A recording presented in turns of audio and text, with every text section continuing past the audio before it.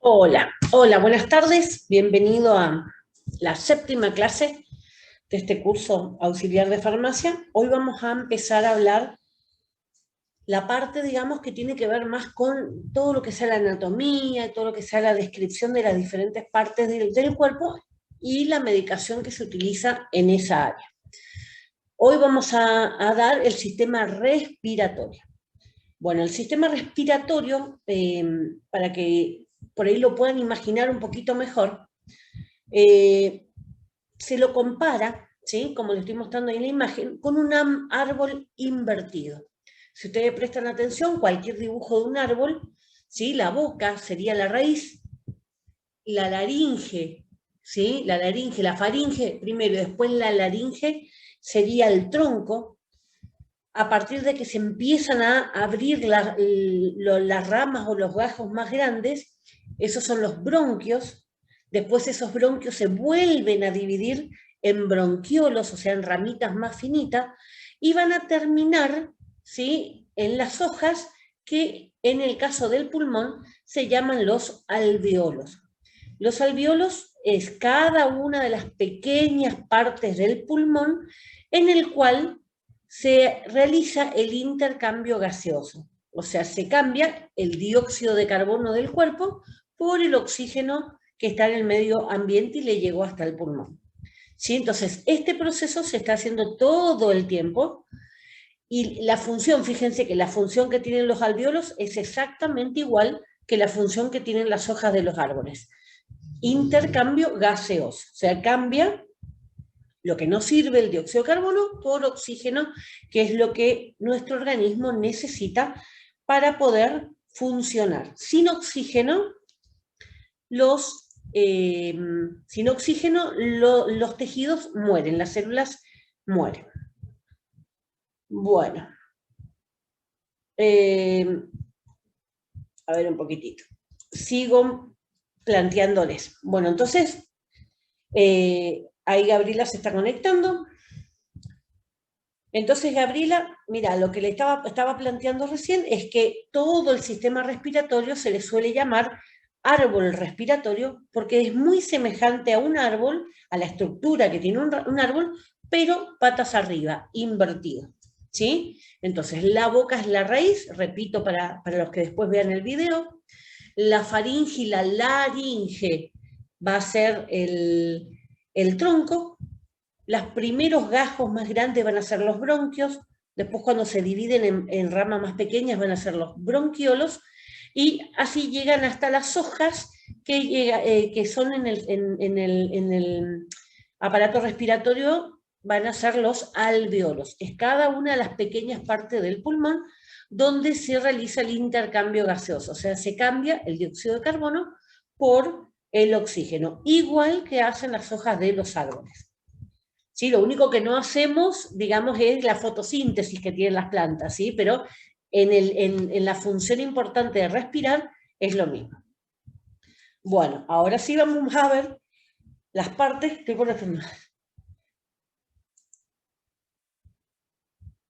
las partes que conforman el sistema respiratorio. Uy, no quiere salir el estornudo. Bueno, arrancamos, fíjense arriba, las fosas nasales, ahora el hisopado, los que se hicieron hisopado, saben, digamos, hasta dónde puede llegar el cotonete con el hisopo con el cual hacen la extracción de la muestra. Bueno, narina se refiere a las aberturas de la nariz, la cavidad bucal, porque también ingresa aire por la boca. Normalmente, ¿qué pasa? Siempre se recomienda, o sería lo más lógico, respirar por la nariz. ¿Por qué? Porque en el momento, fíjense, ahí los senos se llaman estos, que ustedes pueden... Uy, se me va para el otro lado. Los senos se llaman acá, la nariz está llena de cornetes, ¿sí? que son como laberintos en los cuales el aire va chocando. Y esos laberintos están muy irrigados, tienen muchas venitas y muchas arterias. Por eso cuando nos golpeamos la nariz sangra mucho. El aire cuando choca por esas paredes que están con muchos vasos sanguíneos, se va calentando. Y entonces cuando llega al pulmón no está tan frío, ¿sí? Y está limpio, porque toda la basura que pueda estar en el aire y nosotros no nos damos cuenta, va quedando pegado en la mucosa de la nariz. Ahora, cuando respiramos por la boca, este proceso no se da. El aire llega más frío al pulmón y llega sucio muchas veces, por lo cual se complica el tema de la aparición de catarros y tos. Piensen en un fumador, ¿sí? El fumador está constantemente con catarro en los pulmones porque el pulmón trata de defenderse de ese humo que no es normal, no es natural. Bueno, sigue la faringe, ¿sí? La tráquea es parte de lo que es la laringe va por adentro, la tráquea son como unos anillos, ¿sí? Y llega hasta la zona de los bronquios. Dos bronquios, uno izquierdo, uno derecho. Dentro de ese pulmón, ese bronquio se va a dividir, como les decía hace un ratito, en bronquiolos más finos, más pequeños, hasta que llegan a los alveolos. ¿Cuál es otro de los detalles que tienen que tener en cuenta? Este que parece una trenza alrededor del dibujo del pulmón, en realidad es como un corte, así como si yo le hubiera cortado el pecho a una persona, y lo que ustedes ven ahí son las costillas, ¿sí? Las costillas y los músculos. ¿Por qué es importante esto?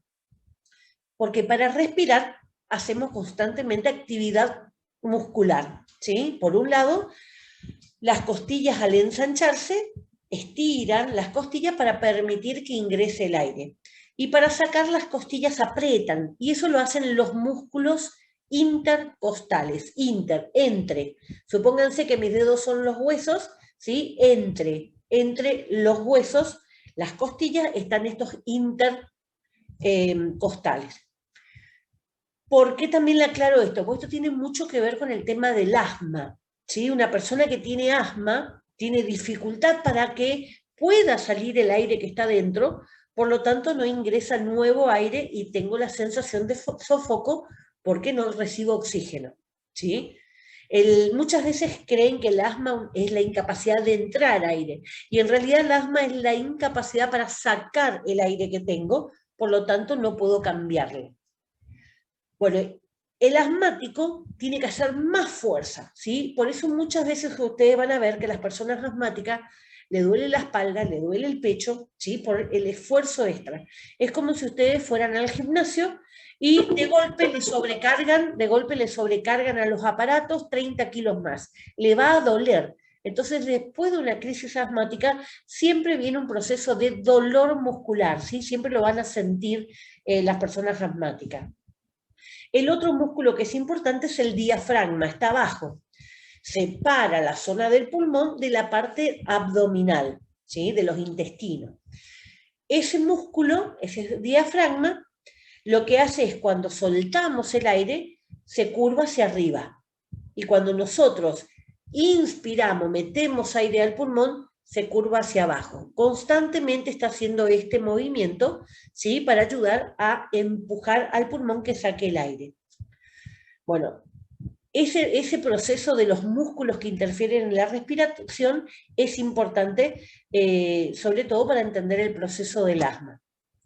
Otro detalle, por ejemplo, si ustedes conocen a algún asmático, muchas veces no pueden dormir de espalda, tienen que dormir sentados, ¿sí? ¿Para qué? Para poder no hacer tanto esfuerzo para poder respirar, ¿sí? Ustedes imagínense, como les decía, 30 kilos más ponen en los aparatos. Ahora, imagínense acostado, la fuerza de las costillas hacia abajo hace mucho más dificultoso poder levantarla. Y si a eso agregamos que es una mujer y tiene mamas, o es un hombre y tiene gordura, ¿sí? Tiene demasiada grasa, entonces eso hace que el peso aplaste más la costilla y sea más dificultoso aún. Por eso siempre se le recomienda a los asmáticos dormir con la cabeza más levantada, ¿sí? Con la espalda un poco más levantada, incluso hay muchos que en sus peores crisis duermen sentados directamente. O si no, buscar una posición más de costado, en los cuales un poco esté más libre, digamos, de todo el peso, sobre todo la mujer, el peso de la mama. Bueno, esto como para que ustedes tengan en cuenta sobre lo que nosotros vamos a hablar, ¿sí? Entonces, ¿qué es importante acá? Reconocer el árbol. Piensen en el árbol y sustituyan por las palabras que corresponden, ¿sí? ¿Estamos? Entonces, piensen, digamos, como para poder acordarse. Anatomía es importante en este segundo parcial. Bueno, dice, la mayoría de las patologías respiratorias coinciden con la aparición de un mismo síntoma, la disnea. Disnea, dis es alteración, alteración de la respiración, ¿sí? Dificultad para respirar. Es por ello que los fármacos que se administran tienen como función principal el mejorar esa dificultad, dilatando los bronquios, ¿sí? Abriendo los bronquios para que pueda pasar el aire, previniendo la aparición de nuevos episodios, o sea, actuando antes que aparezca una crisis, o ayudando a mantener controlada la enfermedad. En estos casos no hablamos de cura, ¿sí? Hablamos de, porque son enfermedades crónicas, una vez que el paciente es asmático, va a ser asmático el resto de su vida. Puede llegar a tener controlada su enfermedad al 100%, pero nunca se va a curar, ¿sí? Podemos salir de un episodio asmático, pero el asma va a seguir estando en la persona. El asma, por ejemplo, es una enfermedad crónica que no se cura, pero que se puede mantener controlada. Es una inflamación crónica de las vías aéreas. Acá podemos hablar de asma, podemos hablar de shock alérgico, podemos hablar de un montón de situaciones cuando estamos expuestos. Ustedes imagínense, al que no le gusta fumar, estar expuesto en un lugar donde hay mucha nicotina, enseguida siente como que se sofoca. Imagínense que se está incendiando algo, el humo, ¿sí? También va a dificultar. Entonces, todos estos procesos que normalmente cualquier persona puede tener dificultad para respirar, en el asmático se agranda, ¿sí? En el asmático puede llegar a ser incluso hasta fatal. ¿Cuáles son los síntomas? ¿Sí? Por un lado, tenemos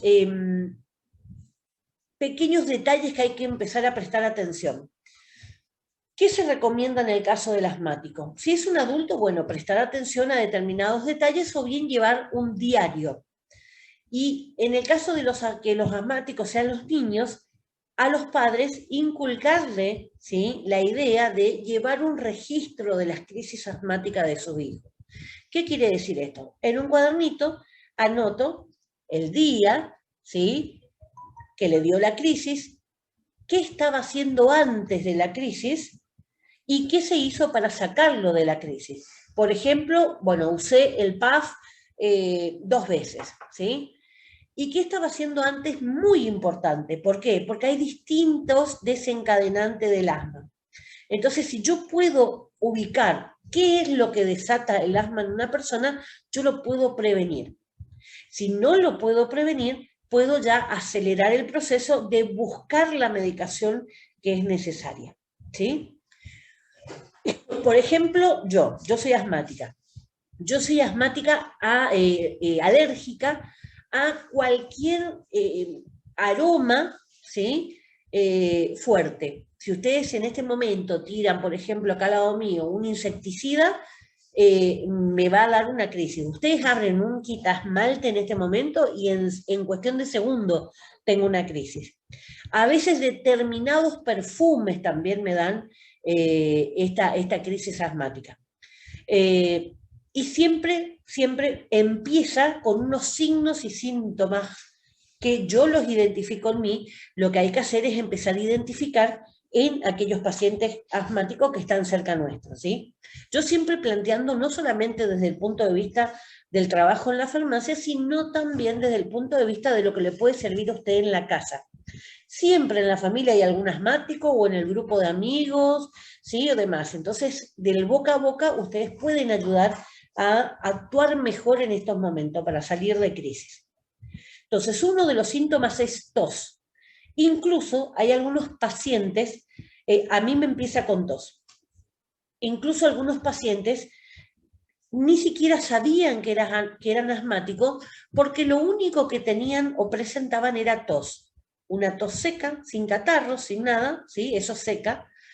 y nunca tuvieron una crisis asmática, pero sin embargo eran asmáticos, ¿sí? Bueno, entonces, la tos es uno de los signos más comunes, no todos lo tienen, pero es uno de los más comunes. La sibilancia, ¿qué es la sibilancia? El silbido que se escucha en el pulmón del asmático. El famoso, ¿sí? El asmático empieza a desesperarse y hace fuerza, y es lo mismo que si estuviéramos silbando. Por eso cuando respira se escucha ese silbido. Por eso se llama sibilancia. Disnea, dificultad para respirar. O sea, no puedo respirar tranquilo, el proceso normal, sino que voy a estar desesperada, ¿sí? O alguna característica, pero alterado de lo que es la normalidad. O presión torácica. Siento que me aprieta el pecho porque no puede entrar aire, ¿sí? Recuerden eso. Disminución del índice del flujo expiratorio. ¿Qué quiere decir eso? Uno de los análisis que se hace o estudios que se hace para diagnosticar la gravedad del asma es justamente medir la cantidad de aire que soy capaz de soltar, ¿sí? Eso me va a medir, digamos, cuánta es la gravedad que tengo. Por ejemplo, el aparato, el Peak Flow se llama, el aparato para medir eso es muy parecido a cuando le hacen para medir el alcohol en el aliento a los que andan manejando, ¿sí? Se sopla por un pico, en este caso no se detecta, ¿sí? Ninguna sustancia, sino lo único que se hace, ese aparato mide la cantidad de aire que yo saco de mi pulmón, ¿sí? Entonces, con eso yo puedo ir viendo si ese índice, ese valor, va disminuyendo. En el transcurso del día hay una variación importante. Mi pulmón a la mañana trabaja distinto que mi pulmón a la noche. Un porcentaje, una diferencia de un 20% es normal, el pulmón actúa así. Ahora, una diferencia de 30% o más me está indicando gravedad en mi proceso del asma, ¿sí? Entonces, le doy un ejemplo. Hago a la mañana, soplo y sale, supónganse, 1 litro de aire, ¿sí? 1000 centímetros cúbicos de aire. Hago a la noche y me sale 800. Ahí estamos hablando de una reducción del 20. Hasta ahí sería normal. Ahora, si yo solamente puedo sacar 70, 700, ¿sí? Sería el 70%, y ahí ya estaríamos hablando de un proceso asmático. Esto puede ir agrandándose, ¿sí? Piensen, por ejemplo, ustedes conocerán, Cacho Castaña tenía enfisema. Enfisema es cuando se van muriendo todos los alvéolos, cada una de esas pequeñas agujas del pulmón se van muriendo. Sandro murió de eso. O sea, hay muchas personas que en el transcurso de su vida han llevado por ahí con pocos cuidados su pulmón, entonces se dificulta más. Bueno, también va a aparecer mucosidad y flemas. Siempre el asmático, al igual que el fumador, tiene una carga de catarro que es mayor, ¿sí? Que cualquiera de las otras personas que no son asmáticas. Dolor abdominal, angustia, cianosis cuando queda azulado, ¿sí? Se nota sobre todo en la boca que queda azul, sudoración, manos y pies fríos a causa de la sudoración, y palidez, es como si me bajara la presión, ¿sí? Esos serían los síntomas que normalmente va a tener la persona cuando está iniciando o está en plena crisis. A esto podemos hablar también de un cierre completo y el tema de que verdaderamente puede entrar en un shock. Y a esto también es lo que ustedes tienen que prestar atención. ¿Cuáles son esos síntomas previos? A veces aparecen estornudos, a veces puede aparecer un moco claro, agüita de la nariz, ¿sí? Rinorrea se llama cuando chorrea agua de la nariz. Obstrucción nasal, de golpe empiezo a hablar como un payaso, ¿sí? Muchas veces ocurre también. Picazón, pica la nariz, pica la garganta, pica el oído, y todo está relacionado, ¿sí? A veces pica tanto que no saben cómo rascarse. Y incluso el tema de la picazón de los ojos, ¿sí? O sea que es importante que el asmático reconozca cuáles son estos procesos. Si ustedes en este momento empiezan a tirar un insecticida acá en donde yo estoy, lo primero que voy a hacer va a ser estornudar. Entonces yo ya me levanto, cuando ya sentí el olor, estornudé, ya me levanto, voy a buscar mi medicación, porque sé que en cuestión de segundos empieza la tos y empieza todo el proceso. Esto es útil cuando estamos hablando de niños, para que los adultos que estén alrededor presten atención. Vamos a ir viendo más. Bueno, fíjense, esto sería uno de los bronquios, los bronquiolos que están en el pulmón, son como las ramas del árbol. Los bronquios son los conductos que llevan el aire a los pulmones. En concreto, a las áreas pulmonares donde se realiza el intercambio de gases, o sea, los bronquiolos y los alvéolos. Bronquiolos son los gajos más finitos y los alvéolos son las hojas. Cuando el asma está bajo control, el aire circula con facilidad dentro y fuera de los pulmones, a través de esos bronquios. Ahora, fíjense la imagen.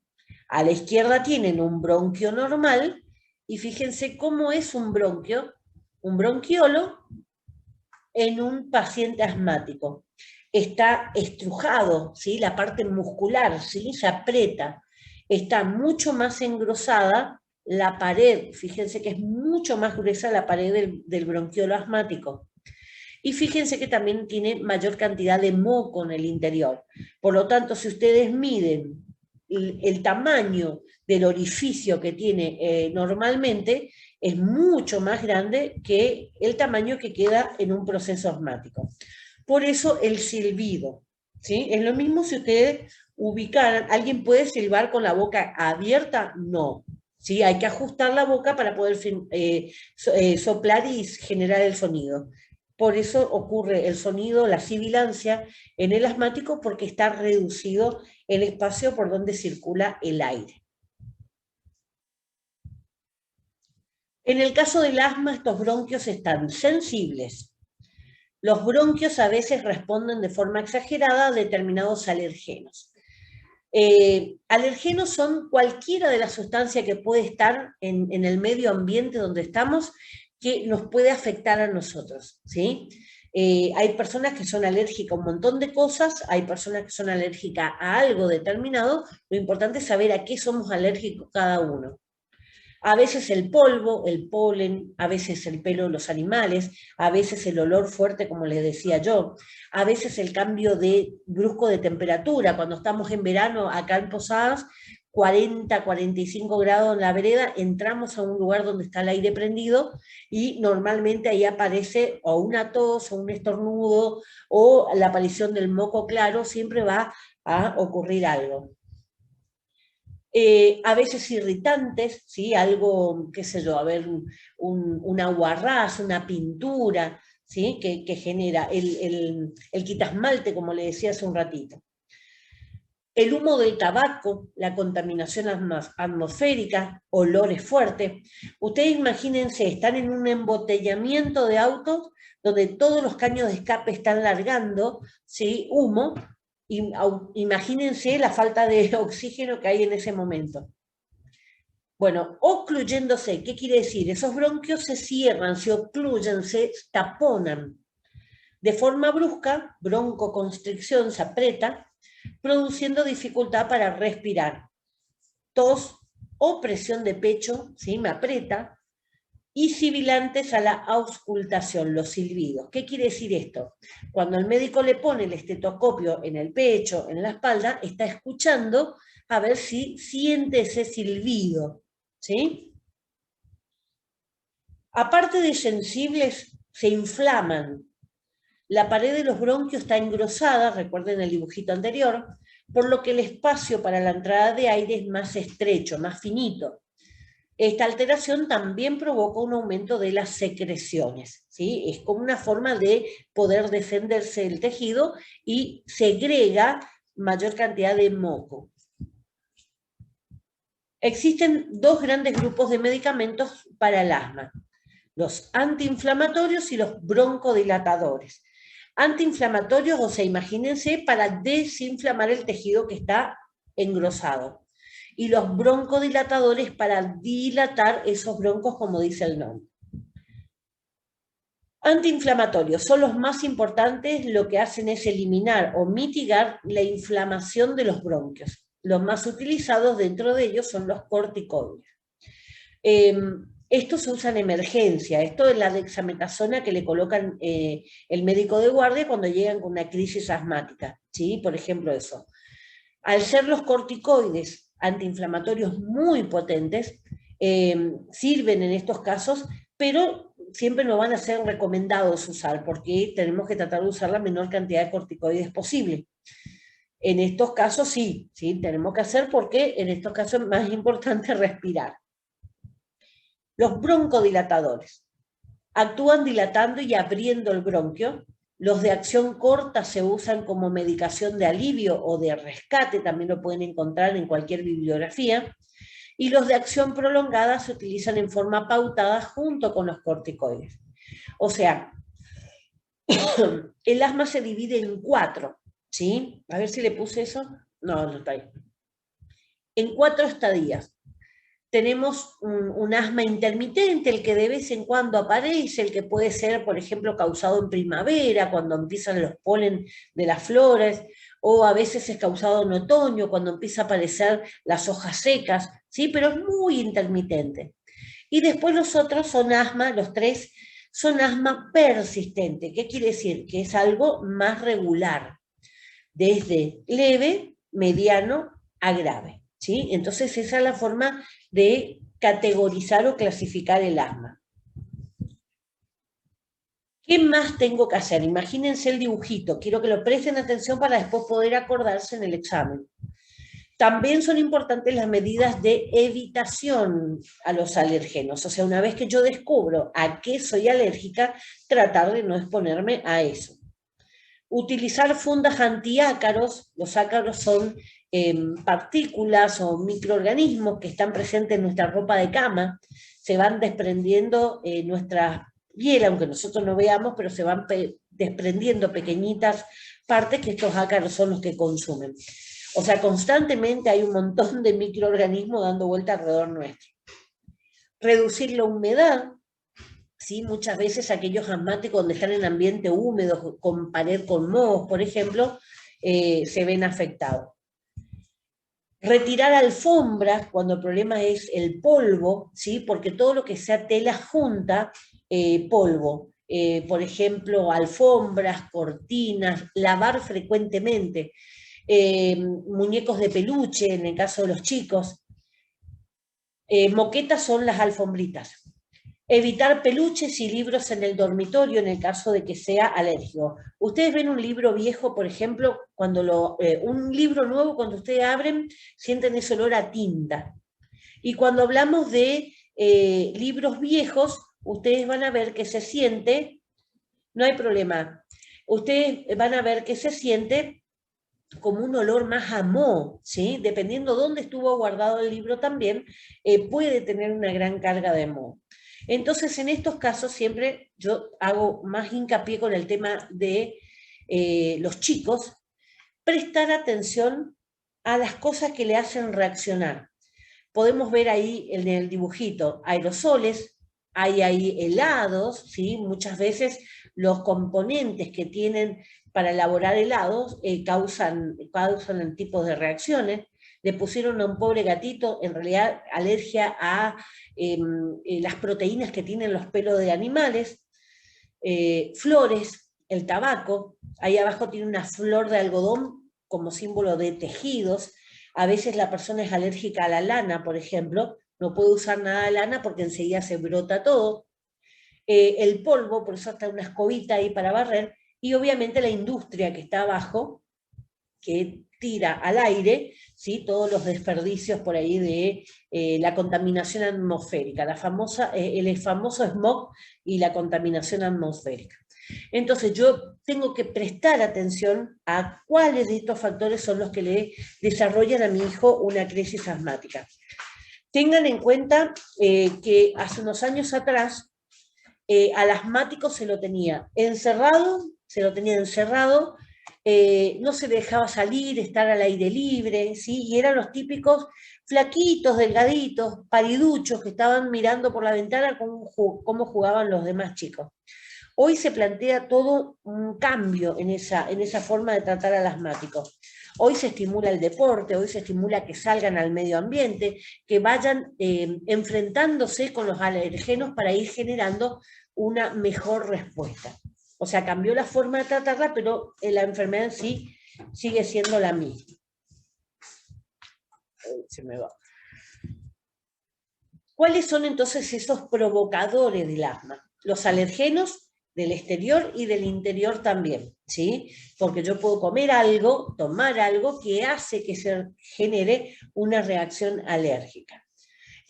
También tenemos un asma psicológico, ¿sí? Que es típico, por ejemplo, cuando los padres pelean enfrente de un niño y al niño se le empieza a cerrar el pecho y empieza a tener una crisis asmática, pero por la parte nerviosa, ¿sí? La contaminación atmosférica, el ejercicio también puede generar una crisis asmática, porque si yo no respiro, si no estoy acostumbrada, si ustedes se imaginan, de golpe me pongo a hacer una maratón y corro o intento correr 20 kilómetros. Mi cuerpo no está preparado para eso, el ejercicio es mucho para eso, y ahí es donde empieza la disnea, la dificultad para respirar. Por emociones, muchas personas a veces entran en crisis asmática por emociones lindas y feas, ¿sí? Peleas, los típicos que ustedes ven en los casamientos, ¿sí? Que se descompone la gente, todo pasa por este proceso de dificultad para respirar. Reflujo esofágico. El reflujo esofágico, fíjense, es un problema digestivo que puede terminar en un problema respiratorio. ¿Por qué? Porque el reflujo es cuando vuelve del estómago, ¿sí? Hacia la boca, contenido del estómago. En ese regreso, muchas veces se puede ir, porque están los dos caños juntos, ¿sí? Los dos conductos, el esófago, que conecta la boca con el estómago, y la laringe, que conecta la boca con el pulmón. Entonces, si vuelve algo del estómago, se puede pasar hacia el otro lado e ir al pulmón. Esto es típico cuando, por ejemplo, ustedes se ahogan tomando algo, se ahogan comiendo algo, ¿sí? Analgésicos. El abuso de los analgésicos también genera una dificultad para respirar, ¿sí? Entonces, el abuso del diclofenac, del ibuprofeno, del ácido acetilsalicílico o aspirina, todo tiene en algunas personas este tipo de efecto. Inspiración profunda. ¿Qué quiere decir eso? Bueno, estoy suspirando, ¿sí? Cuando te asustan, cuando uno hace, ¿sí? Cambia, ya me dio tos, cambia el ritmo de la respiración, y eso hace que en los que tenemos pulmones sensibles reaccionen rápidamente. Bebidas alcohólicas en algunos casos, conservadores de alimentos, a eso se refiere. El helado tiene conservantes, tiene el glutamato monosódico, que es, por ejemplo, un saborizante. La tartracina, que figura ahí, es el colorante amarillo, el que le da a los helados y a otros productos ese famoso color amarillo. Artificial, por supuesto. Otra enfermedad. Bueno, para terminar el asma, me parece importante que ustedes fijen bien esta idea. Llevar un registro de la enfermedad. ¿Por qué? Porque siempre pensamos, sí, me voy a acordar, sí, le tengo que decir esto al pediatra, le tengo que decir esto a otro. Salimos del pediatra y no le dije que le quería decir esto, no le dije que quería decirle esto otro. Entonces esto es normal. Entonces si llevamos un registro, lo vamos acostumbrando y es más fácil de poder detectar. Si siempre le agarra asma después de jugar con el perro, es alérgico a las proteínas del pelo del animal. Si siempre le agarra un asma después de andar en bicicleta, tiene un asma por ejercicio. Si siempre tiene una crisis asmática cuando mamá pelea con papá, entonces es una crisis emocional, ¿sí? Una vez que yo detecto de qué es, de dónde procede esa crisis, es más fácil tratar el asma. Una inflamación, esta otra enfermedad es el EPOC, enfermedad pulmonar obstructiva crónica. Ahí ustedes pueden ver bien la conformación, digamos, de los alvéolos, cómo sería un alvéolo normal y cómo es un alvéolo que tiene enfisema. ¿Qué es enfisema? La última etapa, ¿sí? Se podría decir del asma, ¿sí? La última etapa cuando se van muriendo esos pequeños alvéolos. Eso es lo que genera, digamos, o la necesidad de un trasplante o termina matando, por decirlo así, al paciente. ¿Por qué? Porque un alvéolo que ya entró en enfisema no se recupera más. Ese pedazo que ustedes ven de la imagen ahí, que está todo con enfisema, esa parte del pulmón ya no respira, le queda el resto para abajo, ¿sí? A veces están en un cuadro así, y bueno, y entran, digamos, en el proceso de trasplante pulmonar porque ya no hay recuperación. No hay nada que yo le pueda dar a un paciente para que recupere o reviva un alvéolo que está muerto, ¿sí? Bueno, entonces es una inflamación crónica de las vías respiratorias que se caracteriza porque la persona tiene una bronquitis crónica, bronquitis, terminación itis, inflamación crónica, o sea, de siempre, en los bronquios. Y presenta además enfisema pulmonar, que era el enfisema, destrucción de esos alvéolos. Si mueren esos alvéolos, tengo menor capacidad para hacer ese intercambio gaseoso. Si yo no tengo ese intercambio gaseoso, le voy a mostrar otra cosa. Si yo no tengo en forma correcta ese intercambio gaseoso, mi cuerpo está recibiendo menor cantidad de oxígeno. Y eso puede ser dañino para cualquier paciente y para cualquier tejido de ese paciente, ¿sí? Esto es un oxímetro que ustedes habrán visto muchas veces cuando viene la enfermera y le coloca en el dedo al paciente, ¿sí? Este aparato lo que hace, lo voy a prender para que ustedes puedan verlo, le va a dar, a ver si lo pueden ver ahí, va a medir ese mi latido del corazón y ahí mide la cantidad de oxígeno que está circulando, 97%, ¿sí? Está circulando 97% de oxígeno en mi sangre. ¿Qué quiere decir esto? Entre 95 y 100 es normal, ¿sí? Sería óptimo que estuviera, supónganse, en un 99. Pero, digamos, hasta entre 95 y 100 se considera normal. Cuando baja de 91 a 94, tenemos una hipoxia leve, ¿sí? Falta un poquito de oxígeno. Por eso supónganse que yo vaya con una crisis asmática, me miden, yo tengo, supónganse, 91 o menos de 91, ya estamos hablando de una hipoxia grave. Entonces, ¿qué tienen que hacer? Junto con el broncodilatador me van a dar oxígeno. Por eso ustedes van a ver que hay algunos pacientes que reciben oxígeno y hay otros que no. ¿Por qué? Porque si tiene circulando suficiente oxígeno, no es necesario. Bueno, estamos entonces, esto le llevo cuando hagamos la parte cardíaca, le voy a llevar para que lo puedan ver físicamente.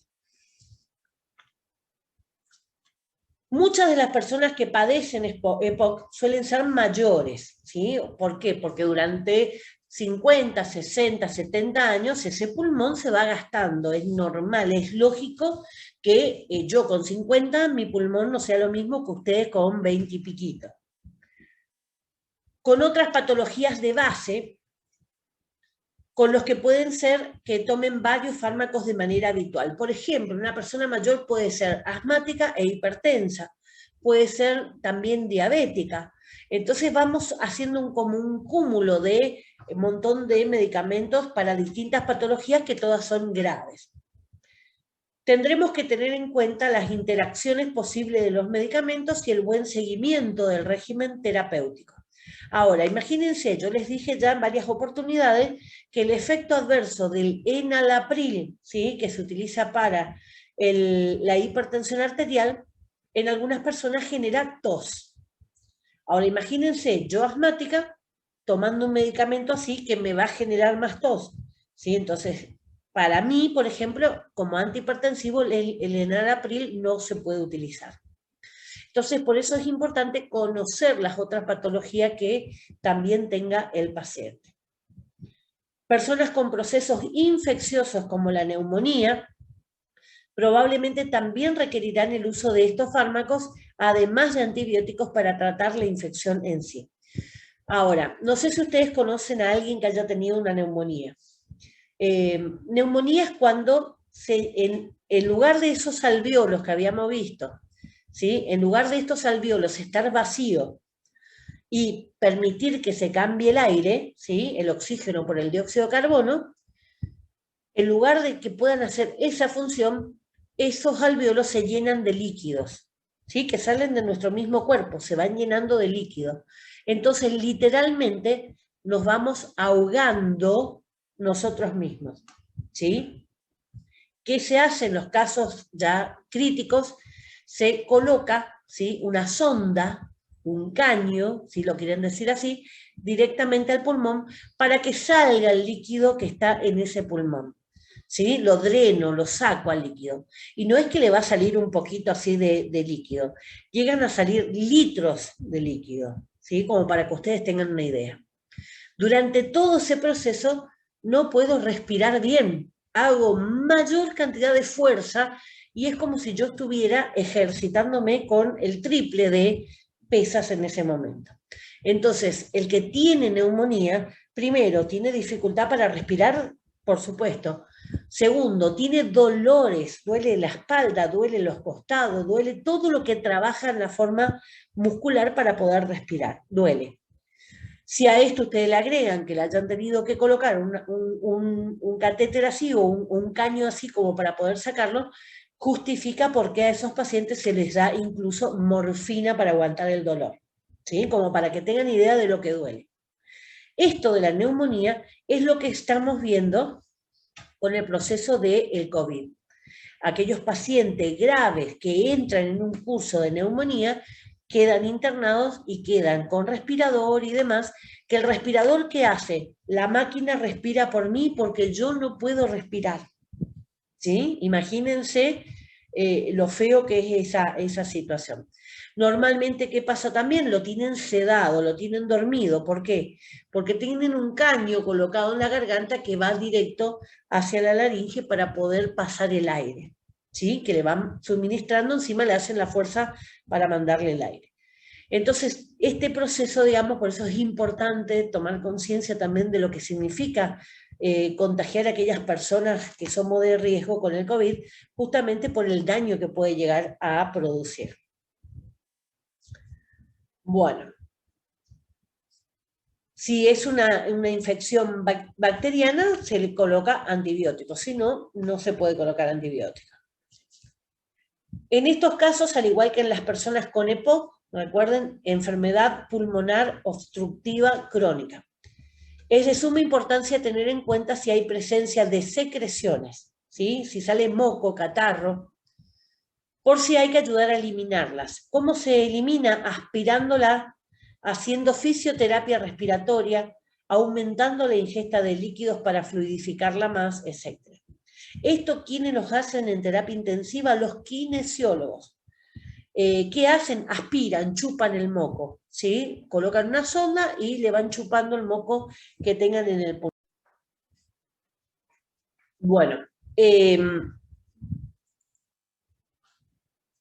Bueno, les decía, se aspira, ¿sí? Es la tarea que hacen los kinesiólogos en la parte de cuando están en terapia intensiva. La fisioterapia respiratoria es cuando ustedes ven que por ahí los kinesiólogos llevan un proceso en los bebés, en los niños, los famosos golpecitos en la espalda con una técnica determinada para poder sacar esos catarros que quedan pegados en el pulmón. Y la aumenta del líquido para fluidificarla, para hacer que ese moco sea más líquido y que cuando yo toso pueda escupirlo, que no quede pegado ese moco en la pared del pulmón. También debemos tener en cuenta si la persona está recibiendo oxigenoterapia, o sea que le están proveyendo de oxígeno a través de una sonda, ya que muchos de estos fármacos se administran por vía inhalatoria mediante aerosoles. Entonces, a veces en la emergencia vienen con los tubos de oxígeno, ¿sí? Y colocan junto con ese salbutamol para sacarle de la crisis, le colocan oxígeno para que el paciente tenga una mayor carga de oxígeno rápidamente. Uy, se me va. Bueno, vamos con los broncodilatadores. Agonista beta-2 adrenérgico. Fíjense con el nombre y por qué yo le hacía hincapié para que ustedes entiendan que era un receptor, que era un agonista y que era un antagonista. ¿Sí? Entonces, acá que estamos hablando, agonistas, hago el mismo efecto. En los receptores beta-2, ¿sí? En los receptores beta-2 adrenérgicos, o sea que se manejan con adrenalina. Eso significa adrenérgico. Beta-2 están en los pulmones, esos receptores. Y se parecen muchísimo a los beta-1 que están en el corazón. Por eso, cuando actúan en el pulmón, parte está en la sangre, va a llegar al corazón y eso es lo que genera que el corazón se acelere. Entonces, un efecto muy común del salbutamol es relajar el bronquio, pero a su vez darle palpitaciones al paciente, ¿sí? Es porque va esa droga y se une a los receptores, ¿sí? Beta-1 o beta-2, y va a generar una respuesta, en este caso agonista, igual. O sea, lo que yo busco es que haga un efecto en el beta-2, ¿sí? Eso es lo que yo busco. Ahora, el efecto adverso es que también va a actuar en el beta-1. Los anticolinérgicos, las xantinas, ¿sí? Los anticolinérgicos están en contra de otra de las sustancias que circulan en nuestro cuerpo, que es acetilcolina, ¿sí? Que está en las terminales nerviosas. Las xantinas, que son sustancias que tienen que ver con, por ejemplo, hay xantinas en el té, en el café, en el chocolate, ¿sí? Son sustancias activas que lo que provocan es una broncodilatación igual que un salbutamol, por ejemplo. Por eso antes, ¿sí? Se usaban el té, el café, para darle a los asmáticos para que mejore su cuadro. Los antagonistas de los receptores de leucotrino, que ya es un grupo de medicamentos ya de avanzada, digamos, que tiene que ver más hacia la alergia para evitar que el pulmón reaccione, ¿sí? En una crisis asmática. Este grupo de fármacos se utiliza principalmente para el tratamiento agudo del asma o patologías que cursen con broncoespasmo, o sea, que patologías que generen que se cierre esos bronquios. El sistema respiratorio ofrece una rápida y eficaz vía de administración de la medicación. Antes, la medicación se daba por vía oral, se tomaba comprimido de xantina justamente. Hoy se utilizan los broncodilatadores directamente en la zona pulmonar. La gran superficie, el tejido alveolar y bronquial. Recuerden que yo les contaba que si yo pongo las hojas de un árbol una al lado de la otra, voy a tener una gran superficie. Si ustedes ponen la superficie de un alveolo uno al lado del otro, llenamos una cancha de tenis. Imagínense la gran superficie que es como para poder suministrar medicamentos. Junto a la gran vascularización sanguínea, o sea, hay muchos vasos sanguíneos que van al pulmón.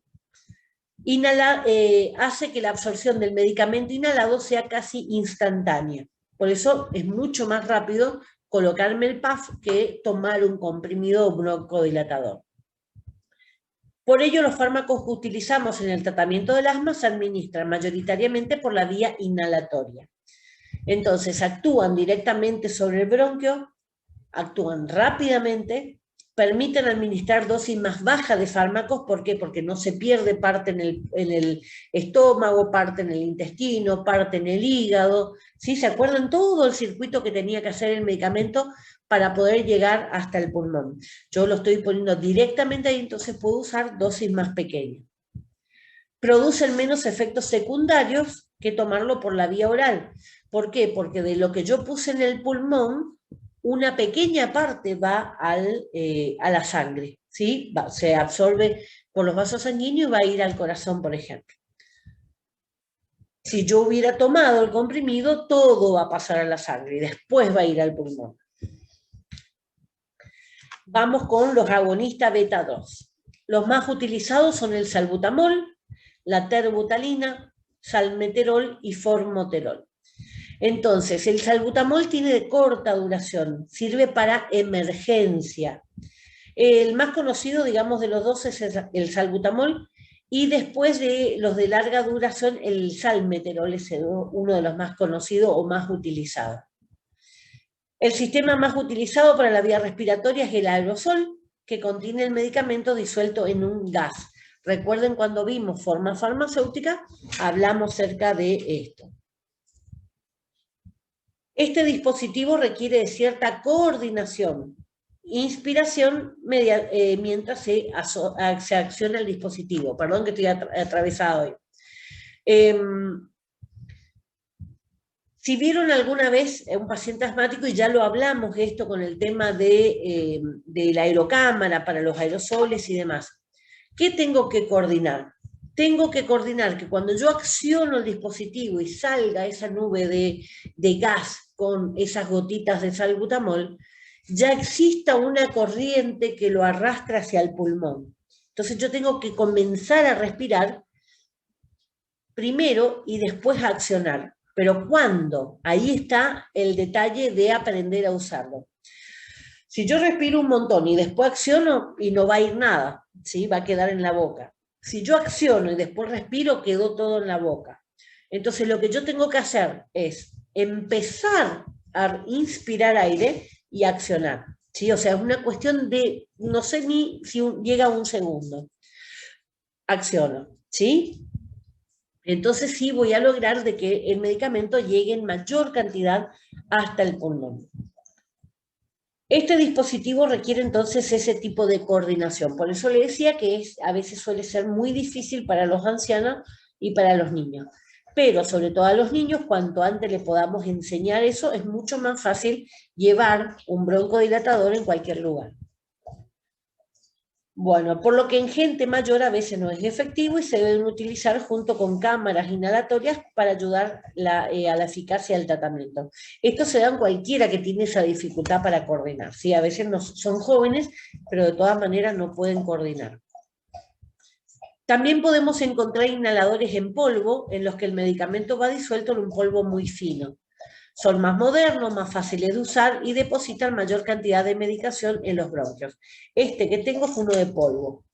Este no tengo que accionar el dispositivo, sino que lo cargo, tiene una perilla, ven esta roja, lo cargo girándolo y queda la dosis justa que yo voy a colocar en la boca y voy a inspirar, ¿sí? Chupar el aire para que lleve ese polvo hacia el pulmón. Como contrapartida requieren una inspiración relativamente potente, tengo que hacer fuerza para aprovechar que toda la medicación del dispositivo vaya hasta el pulmón. Por lo que en gente mayor o en personas con capacidad pulmonar limitada a veces no es efectivo. ¿Qué quiere decir esto? Si está en una plena crisis, va a tener poca capacidad de inspirar, ¿sí? Porque está lleno el pulmón de aire y no lo puede sacar. Entonces por ahí va a necesitar más de una vez utilizarlo hasta que llegue a ir el broncodilatador más profundo. Sobre todo dice a nivel hospitalario y en atención primaria se utilizan las nebulizaciones mediante aerosoles. Un aerosol es una suspensión de minúsculas gotas de líquido en el aire, o vapor, ¿sí? Es el famoso nebulizador, que también ya lo hablamos, de que, bueno, antes se utilizaba mucho y ahora despacito el PAF le va reemplazando.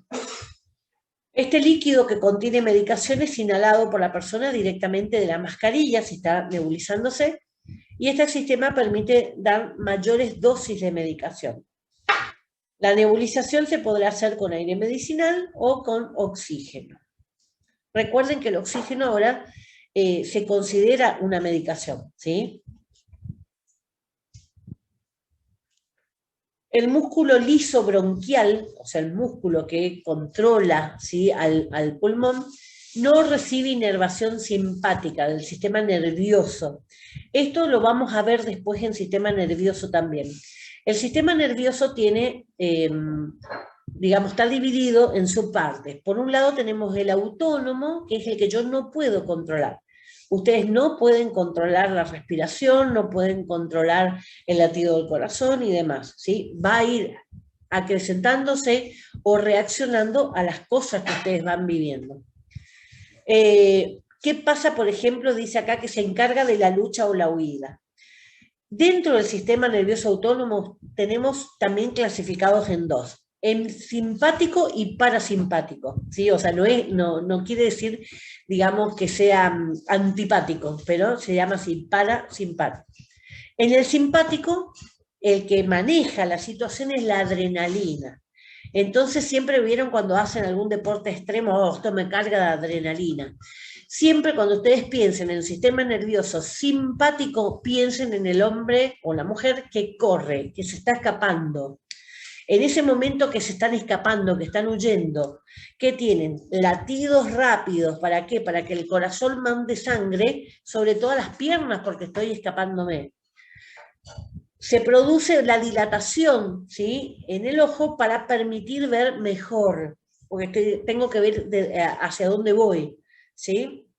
En ese momento toda la parte digestiva puede pararse, ¿sí?, porque nadie tiene ganas de comer un pollo mientras que le está corriendo un asesino, pero también se dan a veces situaciones en la parte de intestino, de justamente que los nervios generan un aceleramiento.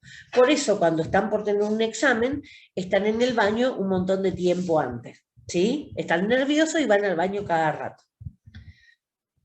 Entonces, dentro del sistema nervioso, el simpático se encarga de la huida. El parasimpático hace todo lo contrario. Acá imagínense una persona tirada en un sillón, mirando tele y comiendo. ¿Por qué comiendo? Porque cuando estamos ociosos, empezamos, ¿qué podemos comer? Tengo hambre, quiero algo, ¿sí? Estamos aburridos y eso hace que se despierte y eso hace el otro neurotransmisor que hace que se anulen por ahí todo lo que tenga que ver y haga el efecto totalmente contrario que la adrenalina. Bueno, dice, los de corta duración, el salbutamol y la terbutalina, son los fármacos de elección como medicación de rescate en las crisis asmáticas, ya que actúan más rápidamente y con menos efectos adversos que a otras alternativas. La duración media es de 4 horas. Entonces, esto se utiliza más que nada en aquellos tipos de asma que son intermitentes, y el que aparecía de vez en cuando. No necesito estar constantemente medicada porque mi asma es muy, muy, muy puntual. En el adulto con asma persistente, esta era hecha que era algo más constante, leve, añadir un beta adrenérgico de larga duración, como el salmeterol, al tratamiento con glucocorticoides inhalados. ¿Qué quiere decir esto? Ya cuando hablamos de algo persistente, vamos a utilizar corticoides para desinflamar. Mejora la función pulmonar, los síntomas y la frecuencia de las exacerbaciones. Ese nombre raro, exacerbaciones, son las crisis, cuando hace un pico la enfermedad. Aumentando ligeramente los efectos adversos. ¿Qué quiere decir? Se van a ver más potenciados los efectos adversos tanto de los corticoides como de los beta-adrenérgicos. O sea, puede el corazón latir más, por ejemplo. Puede aparecer el tema de los temblores. El beneficio de esta combinación de beta-adrenérgico y glucocorticoide es superior a aumentar la dosis de los glucocorticoides inhalados. O sea que cuando yo combino estas dos drogas, puedo utilizar una dosis menor de corticoides. La acción es prolongada, 12 a 16 horas, no se debe usar sin tomar los corticoides inhalados, ya que puede aliviar los síntomas, pero no trata la inflamación crónica del asma. No sé, está sonando. No sé si hay alguno de ustedes, chicos. Parece que no. Bueno. ¿Qué consideraciones especiales? Me suena todo. Se debe limitar el consumo de productos que contienen cafeína, porque también estaría broncodilatando las xantinas ahí. Los pacientes que tengan antecedentes de arritmias cardíacas o infarto de miocardio, infarto es muerte, ¿sí? Que tengan una muerte de una parte de ese músculo cardíaco, como tuvo Maradona. Maradona vivió 20 años con un infarto parcial del corazón. No deberían utilizar estos beta-adrenérgicos. O sea que cuando un paciente que tiene problemas cardíacos, este tipo de medicación no se le puede dar. Hay que buscar otros para tratar el asma. Para la eficacia del tratamiento inhalado es fundamental una correcta administración. Aprender a usar el PAF si se utiliza uno. Manejo del cartucho presurizado, el PAF. Colocarse de pie o sentado con la espalda recta, destapar el inhalador, ponerlo en posición vertical, la forma de L, agitar suavemente, sujetándolo entre los dedos, sí, está medio didáctico esto. Efectuar una expiración, forzar, tratar de sacar todo lo que puedo, el aire que tengo en el pulmón, cuando ya lo vacíe suficiente, recién ahí, empiezo a inhalar y acciono. Inspirar lentamente por la boca, evitando que la lengua interfiera con la salida, o sea, no taponar con la lengua el orificio del PAF. Y una vez iniciada la inspiración, presionar el aerosol solo una vez, mientras que se sigue inspirando. Después que yo inspiro, ¿sí? Tratar de retener lo más posible. Va a llegar un momento en que no se puede. Si se pudiera retener 10 segundos, mucho, pero un paciente que está con asma no lo puede hacer. ¿Sí? Tengan en cuenta eso. Pero con tal que aguante lo más que pueda, 4 segundos, lo que sea, va a ser más fácil para que el medicamento haga el efecto. Retirar el inhalador, tratar de mantener 10 segundos. Si se precisa nueva dosis, repetir. ¿Cuántas veces se puede repetir? Porque esto siempre fue un problema de disputa. ¿Cuántas veces puedo usar el PAF? Dice, no, una, no, dos. Empiezan a discutir, ¿sí? Me tocó ver una criatura que estaba con una crisis asmática y la mamá no le quería dar la segunda dosis porque ya había tenido una, pero imagínense una criatura que no sabe utilizar el PAF. Le colocaron el PAF, quedó en la boca, nunca le llegó al pulmón. ¿Cuántas veces se tiene que usar? Las veces que sea necesario para que el paciente pueda respirar. 5, 6, lo que sea. ¿Sí? Después veré la taquicardia, después veré si aparecen temblores, después veré lo otro, pero si no respira se me muere. ¿Pueden morir por asma? Sí, pueden morir por asma. Hoy, en pleno siglo XXI, ¿pueden morir de asma? Sí. Hace unos años murió el amigo de mi hijo, 15 años, le dio una crisis asmática ahogándose con arena, que estaban andando en un cuatriciclo, no tenía el PAF a mano, falleció. Aunque hubiera estado el especialista más renombrado ahí al lado, si no tenía un PAF, no podía hacer nada. ¿Sí? Entonces, hoy por hoy se siguen muriendo por no tener la medicación cerca. El asmático debe tener su medicación siempre cerca, porque nunca sabe cuándo puede tener una crisis. Bueno, después lo otro, bueno, tapar, enjuagar la boca, eso para evitar que quede el corticoide en la zona de la boca, y bueno, controlar si tiene. Los nuevos aerosoles ya tienen contadores, ¿sí? Van contando la cantidad de veces que accionaron, entonces le dicen si el cartucho está o no está cargado. No sé si ustedes van a llegar a ver, ahí tiene un puntito rojo. Este está por acabarse, por ejemplo.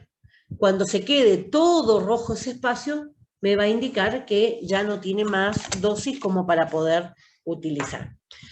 O sea, tienen contadores los nuevos, los anteriores no, ¿sí? Había que más o menos tener una idea.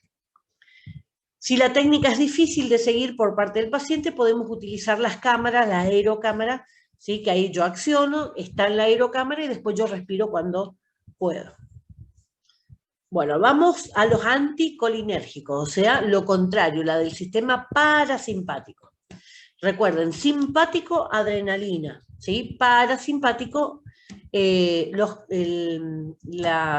me sale, los anticolinérgicos. El más utilizado es el bromuro de ipratropio. No se enganchen mucho con los nombres, ¿sí? Lo que sí quiero que sepan es que cuando hablamos de un broncodilatador, sepan qué es.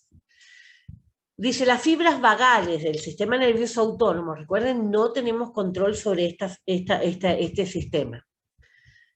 Del sistema nervioso parasimpático, el que se activa luego de comer, cuando nos da fiaca, cuando nos da sueño, cuando quedamos, no nos queremos mover, ¿sí? También van a inervar la musculatura lisa bronquial, ¿sí? Receptores específicos que se llaman muscarínico M3, ¿sí? Así se llaman los receptores. Y cuando son estimuladas por agentes irritantes provocan una broncoconstricción. Ahora, imagínense, los receptores que vimos beta 1, normalmente el efecto que hacen es dilatar. Por eso eran agonistas, ¿sí? Lo que se utilizaba. En estos receptores, lo que normalmente hace este receptor es contraer. Por lo tanto, si yo quiero que se relaje, le tengo que poner un anti este receptor, ¿sí? Por eso acá se llaman anticolinérgicos, ¿sí? En el otro se llamaban agonistas porque hacían el mismo efecto. Acá lo que yo quiero es que hagan lo contrario, ¿sí?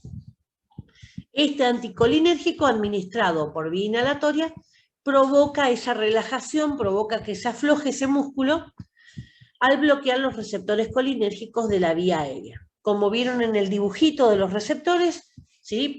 Busquen el material anterior, se une y no deja que se una el otro. Se recomienda añadir bromuro de ipratropio a los beta-adrenérgicos de corta duración nebulizados, sobre todo cuando la respuesta inicial al tratamiento no es satisfactoria, o inicialmente si la crisis es grave. La vida media de 6 horas, un poquito más larga que el salbutamol, que era de 4, y están contraindicados en pacientes con hipertrofia prostática o glaucoma. Hipertrofia prostática es la próstata, ¿sí? Que también vamos a ver cuando veamos la parte genital. Si tiene una hipertrofia, un agrandamiento, agrandamiento de la próstata, este tipo de medicación no. Pero ¿quiénes tienen un agrandamiento de la próstata? Normalmente las personas muy mayores, ¿sí? ¿Qué es el glaucoma? Es hipertensión ocular. Cuando yo tengo hipertensión ocular, presión alta en el ojo, no puedo utilizar este tipo de medicamento. ¿Qué efectos adversos tiene? Ocasionalmente puede producir sequedad de boca, irritación de la garganta, mal sabor en la boca, un gusto metálico. Raramente puede producir retención urinaria y estreñimiento. Presten atención, anatomía y a los efectos adversos que vemos. Vamos a las xantinas. La teofilina dice hace 20 años era el tratamiento de elección para el broncoespasmo. Y antes de que apareciera las xantinas era el aire puro de Córdoba. Por eso siempre está, digamos, en el colectivo de que la gente va a Córdoba, a las sierras, y respira mejor, ¿sí? Esto era antes, cuando no había contaminación ambiental y verdaderamente la gente salía, supónganse de Capital, y se iba de Capital Cava, y se iba hacia las sierras de Córdoba, y obviamente había mucho más oxígeno disponible, y el asmático podía recuperar o respirar mejor. Incluso también se iban hacia Córdoba todos aquellos que tenían problemas de tuberculosis, ¿sí? Porque se consideraba que era un aire que estaba mejor. Bueno, hoy por hoy, en cualquier lugar donde haya mucho smog, mucha contaminación ambiental, va a haber el mismo problema. Bueno, estas antinas, la teofilina puede usarse por vía oral o endovenoso. Por vía oral son comprimidos, por vía endovenosa obviamente inyectable. Están contraindicados en pacientes con hipertensión arterial, con cardiopatías o insuficiencia hepática. ¿Por qué la insuficiencia hepática? Porque si mi hígado no funciona bien, no puede ayudar a eliminar y se acumula la cantidad de santina, y recuerden que tiene un problema con el corazón. Efectos adversos. La teofilina tiene un estrecho margen de seguridad de dosis, la ventana terapéutica. ¿Sí? Yo siempre le hago el mismo gesto para que ustedes se acuerden. Cuando vimos farmacocinética, farmacodinamia, vimos que hay una ventana terapéutica donde el medicamento se tiene que mover. Si yo uso menos de esa ventana terapéutica, no produce el efecto. Si yo uso más, ¿sí? Es tóxico. Entonces, esta teofilina tiene un margen muy estrecho. Por eso causa demasiados, dice, numerosos efectos secundarios. Además, interacciona con numerosos fármacos que potencian sus efectos adversos.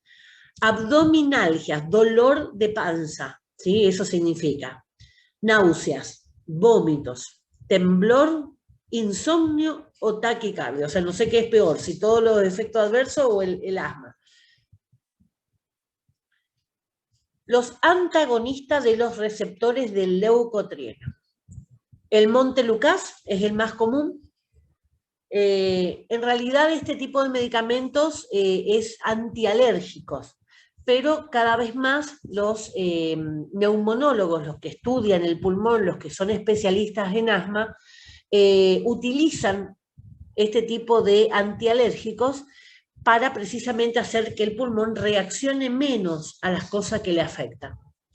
Los leucotrienos endógenos, que son sustancias producidas por nuestro cuerpo y generan esa inflamación, pueden producir broncoconstricción. ¿Por qué? Porque se activan, se inflaman los bronquios y eso aprieta. Los antagonistas actúan en esa respuesta inmunológica que produce la broncoconstricción, evitando el espasmo del árbol bronquial. O sea, ¿qué hacen? Se usa este antialérgico que bloquea esos receptores, no se puede apretar el árbol bronquial, por lo tanto se relaja y puede circular el aire. Están indicados en la profilaxis asmática, o sea, antes que ocurra la crisis. ¿Sí? En el momento de crisis no sirve el Montelukast, sirve para prevenir, pero son inefectivos en los episodios agudos, ¿sí? En la crisis no me sirve, y se administran por vía oral, comprimidos. ¿Qué efectos adversos tienen? Sequedad de boca, tos, molestias gastrointestinales, cefalea. Podemos agregar insomnio, ¿sí? Que son efectos, más que insomnio, alteraciones del sueño. O sea que lo que normalmente hacían se puede ver cambiado. Si son de dormir 8 horas, por ahí no pueden dormir tanto, a eso se refiere.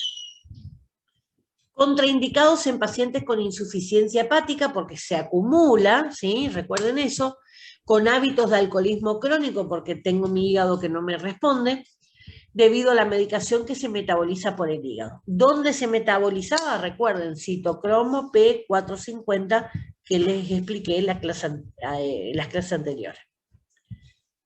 Las causas más comunes de broncoespasmo.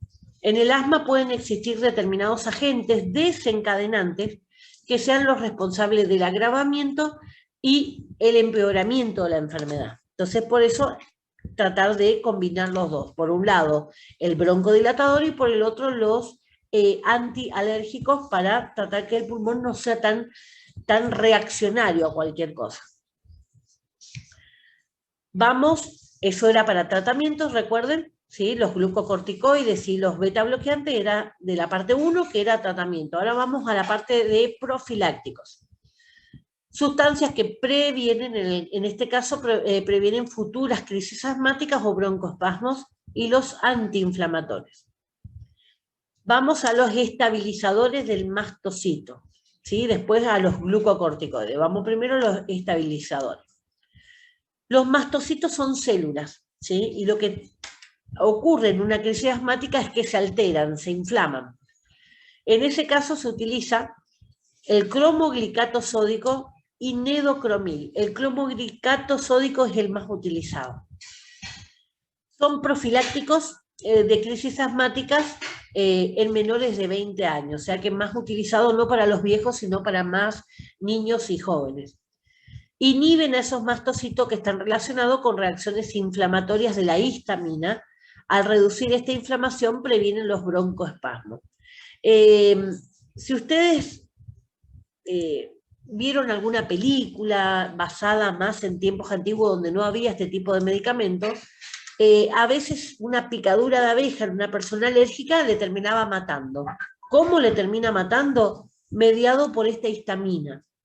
Se activa con cualquier cosa, digamos que la persona sea alérgica, se activa esa histamina, y si llega a un punto más exagerado, porque se autoestimula, ¿sí? Se empieza a acelerar sola, podemos llegar a tener ese broncoespasmo que termina en la muerte.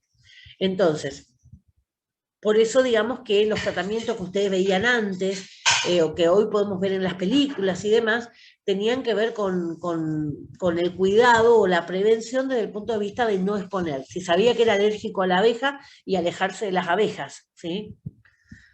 La vida media es de tan solo 80 minutos, por lo que deben ser inhalados entre 4 a 6 veces al día.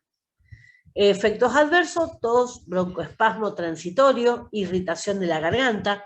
O sea, esto más que nada es para salir de una crisis, pero imagínense tener que estar utilizándolo cada pocas horas, es contraproducente. Vamos con los corticoides, los glucocorticoides. Los más utilizados son la beclometasona, la fluticasona, la budesonida y la prednisona. De estos todos son utilizados, ¿sí? La prednisona viene en comprimidos, ¿sí? de varias concentraciones. Estos son antiinflamatorios, son corticoides, ¿sí? Los corticoides inhalados son el tratamiento preventivo más efectivo, mejoran los síntomas, la función pulmonar, previenen las exacerbaciones del asma, pero al utilizar esto es lo que se generó el concepto de que no tengo que usar mucho el aerosol. Cuando tiene corticoides, sí. ¿Por qué? Porque tengo que tratar de reducir la cantidad de corticoides que utilizo. Pero cuando tiene beta dilatadores, no necesito, ¿sí? Efectos adversos: disfonía, alteración en el sonido de la voz, significa. A veces la gente dice, estoy afónico. Eso es disfónico, ¿sí? Tengo alterada el sonido de mi voz, del afono. Ahora, cuando yo estoy afónica, A significa sin, no podría decir nada, ¿sí? Entonces, está mal dicho decir afónico, se dice disfónico. Candidiasis, porque el corticoide baja las defensas y aprovecha el hongo. Siempre tenemos posibilidad de estar en contacto con hongos, sobre todo si son de comerse las uñas, y eso hace que el hongo, cuando baja el sistema inmunitario, aprovecha.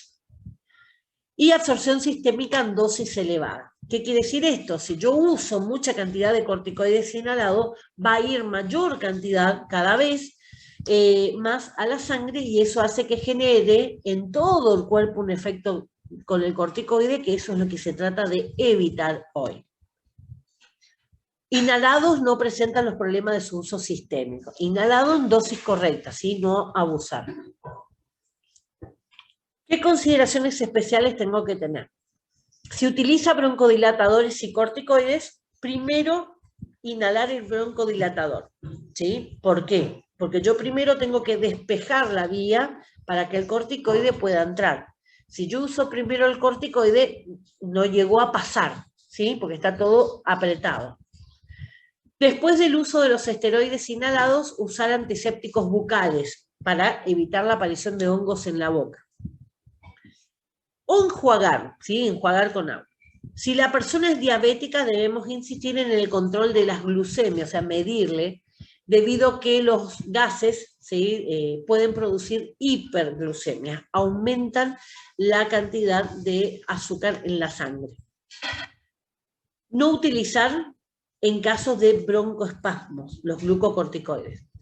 Utilizar de forma adecuada los dispositivos de inhalación, el cartucho, el cartucho presurizado, el PAF, el polvo seco, la cámara espaciadora, la aerocámara. De su buen manejo dependerá el éxito de ese tratamiento. Todo se reduce a eso. Si yo uso un PAF, aprender a usarlo. Si uso un aerosol seco, aprender a usarlo, ¿sí? Eso tendría que ver, digamos, con todo lo que sea la incapacidad de poder sacar el aire, que es el asma, incapacidad de poder sacar el aire para que ingrese aire nuevo.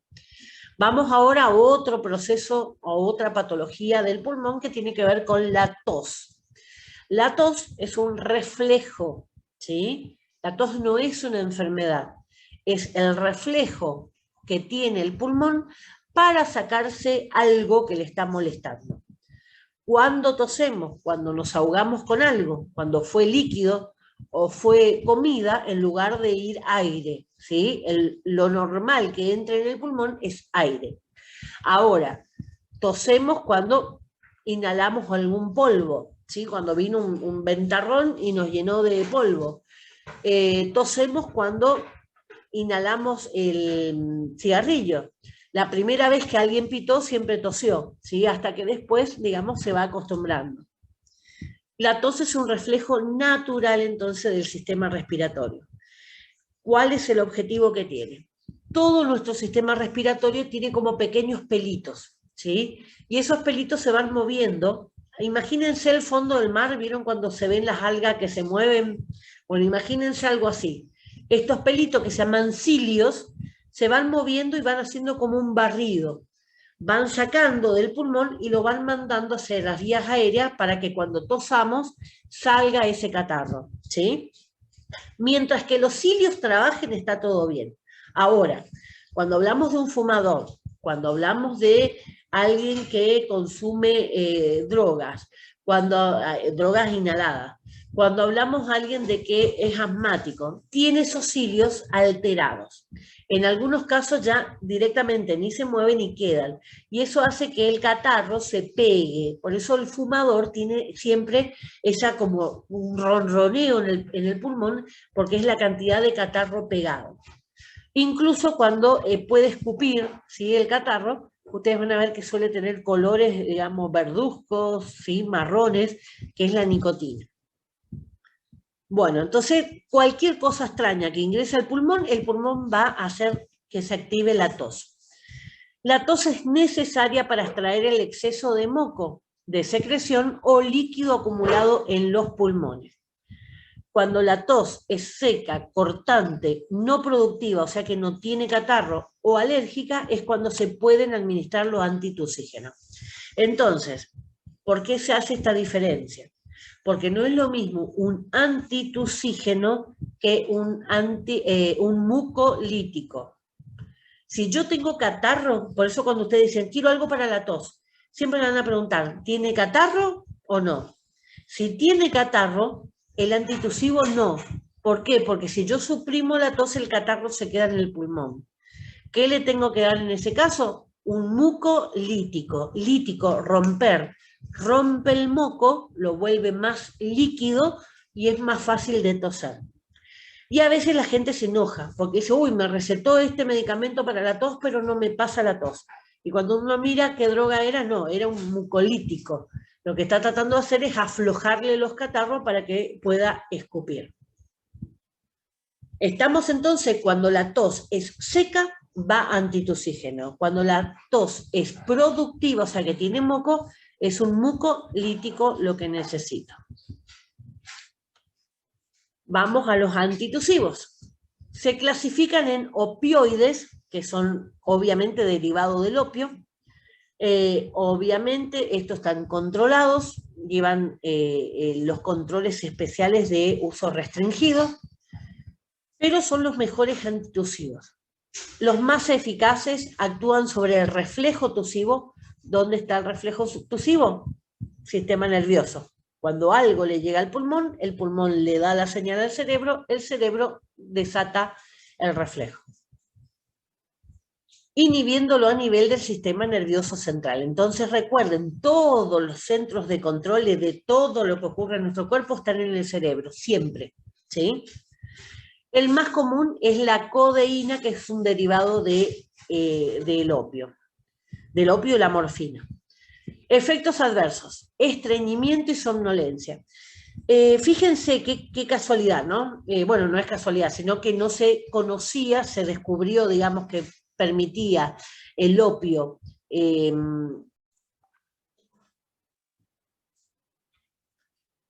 bueno, le decía que hace unos años atrás, bueno, bastante, unos 50 años atrás, la codeína se utilizaba, o la morfina, el opio en realidad, el opio, el jarabe de opio, se usaba para los niños en el caso de tener colitis, ¿sí?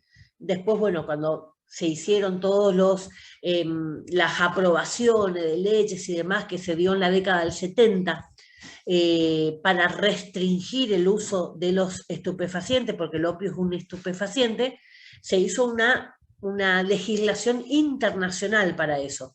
Les voy a pasar información sobre esto porque verdaderamente es muy marcado, porque el opio entra y sale de la medicina, lo meten porque es muy bueno, lo sacan porque genera adicción, pero a lo largo de la historia, desde los babilónicos, tenemos que se drogaban con opio, siempre. Entonces, a raíz después de guerras y demás que se armaron, son dos las famosas guerras por el opio, la comunidad internacional tomó cartas en el asunto, científica por supuesto, y pusieron o arbitraron las leyes que hoy regulan. Por eso se combate el narcotráfico, por eso hay toda esta serie de leyes que ustedes ya nacieron con estas leyes. Bueno, entonces antes se le daba opio a una criatura que tenía colitis, ¿sí? Hoy no, por supuesto, hoy a nadie se le ocurre. ¿Quiénes también usaban opio? Los que tenían trastornos en el sueño. ¿Por qué? Porque el opio y su principal componente, que es la morfina, se llama morfina porque viene del dios del sueño, Morfeo, ¿sí? Por eso se llama morfina el principio activo. Entonces, fíjense, tanto la colitis como la incapacidad para dormir se curaban con el opio y hicieron adicto a miles de personas. Bueno, a partir de ahí, digamos, se utiliza bajo, como habíamos hablado, bajo cuidados especiales. Ocasionalmente puede causar náuseas, pérdida del apetito, mareos, dolor de cabeza, confusión, excitación, sequedad de bocas y palpitaciones. Vieron que más o menos siempre estamos en los mismos rangos de efectos adversos, ¿sí? Siempre, presten atención, siempre están más o menos en el mismo. Consideraciones especiales de los opioides. Mientras se tome codeína no se debe conducir ni realizar actividades peligrosas, debido a la somnolencia que produce. Entonces estos son los típicos que están, digamos, restringido la actividad motora, o sea que no haga nada que pueda poner en riesgo al resto de la sociedad. A ver qué dice ahí. Los no opioides. Este es el grupo más efectivo, pero más peligroso. Ahora vamos a los no opioides. El más utilizado es el dextrometorfano, también actúa en el sistema, a nivel del sistema nervioso central, la cabeza, pero no es tan efectivo como la codeína. Tampoco tiene tantos efectos adversos, o sea, este no es tan potente, pero tampoco es tan malo. Las consideraciones especiales.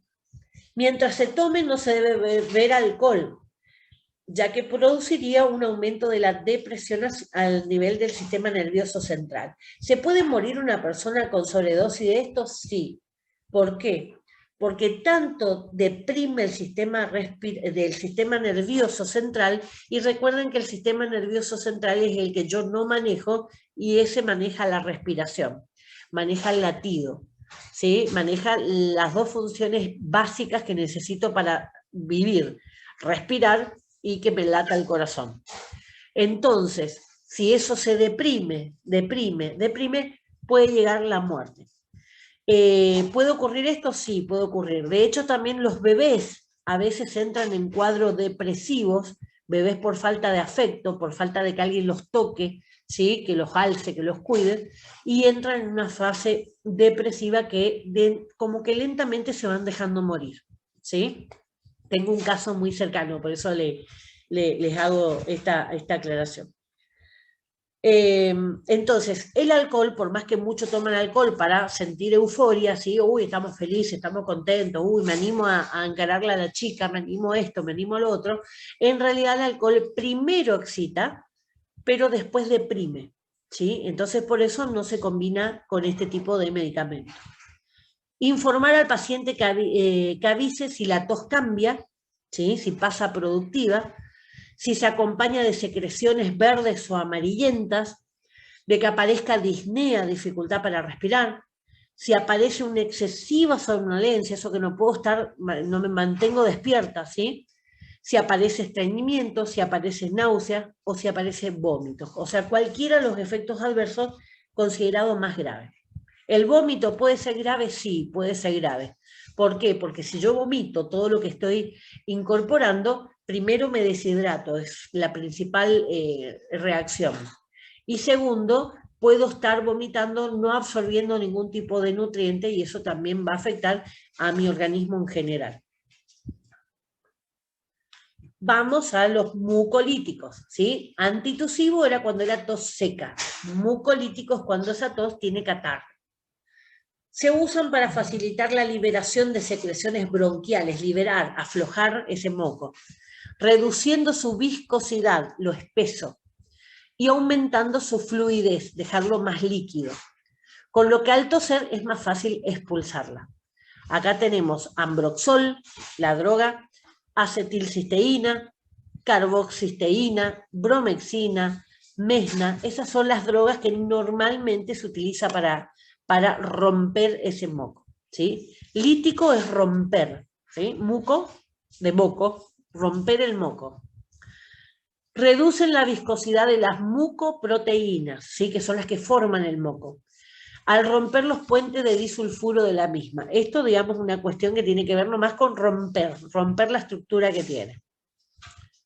Modifica la viscosidad del esputo. Esputo es el catarro, ¿sí? El catarro que por ahí que en época de invierno siempre se ve tirado por ahí, eso es una costumbre muy mala. Eso se llama esputo, ¿sí? Cuando yo escupo el catarro. Mejora la función pulmonar y reduce las infecciones. ¿Por qué? Porque si yo me saco ese moco que tengo en el pulmón, va a haber más espacio para que entre aire, ¿sí? Ese alveolo, en lugar de tener aire, tiene moco. Y si el moco está mucho tiempo ahí, causa infecciones, porque ese moco va con todo lo que hay dando vuelta, ¿sí? Incluyendo bacterias de nuestra boca, ¿sí? De nuestra boca y nariz. Se usa inhalando en la fibrosis quística.